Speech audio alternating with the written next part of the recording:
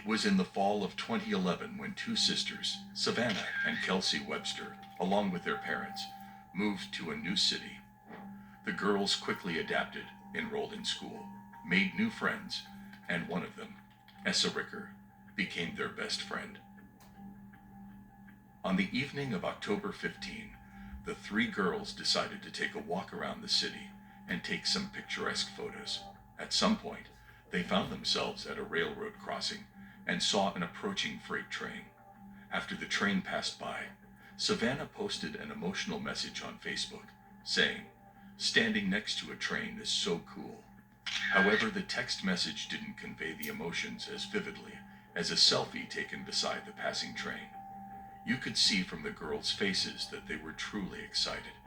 Unbeknownst to them, another train was approaching on the adjacent tracks from the opposite direction, as its lights can be seen in the corner of the frame.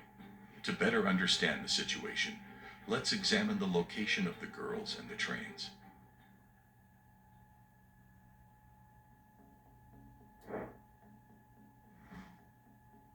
The girls were standing at a railroad crossing between two sets of tracks, a narrow area just over a meter wide.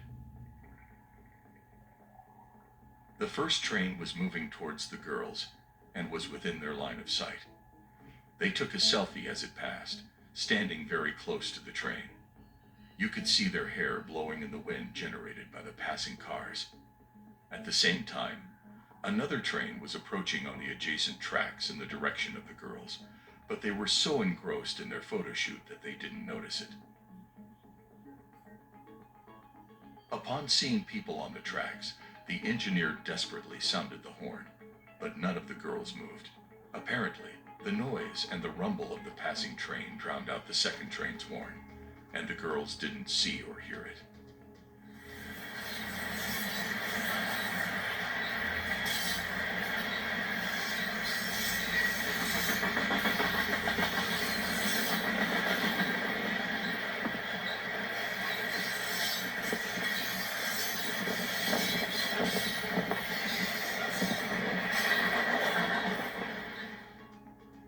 Realizing the gravity of the situation, the engineer made the only correct decision in such a case, to use emergency braking. However, it would take the train over a kilometer to come to a complete stop. The massive machine was rapidly approaching the unaware girls.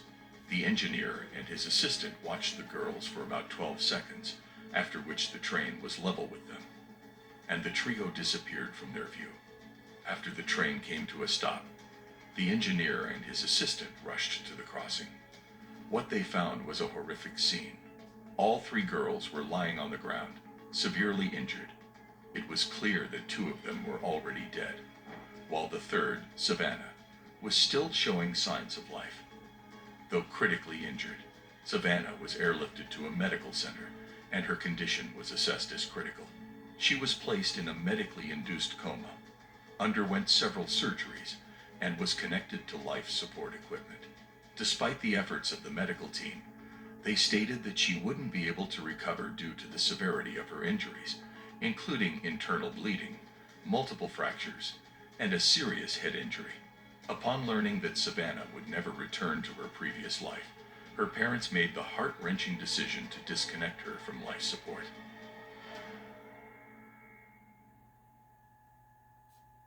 Following the tragic loss of three lives, an investigation was launched, and detectives first spoke with the train engineers. The first engineer stated that the girls were shouting and waving their hands when the train passed them. The second train's crew, consisting of engineer John Anderson and his assistant Michael Anderson, claimed they did everything in their power to get the girls' attention and stop the train. They saw the girls on the tracks and helplessly witnessed the unfolding tragedy. It's worth noting that they were deeply affected by these events and suffered serious psychological trauma. They took some time to recover and return to work, as they continued to feel guilt for the girls' deaths. Both of them had children of their own, which made the tragedy even more emotionally challenging.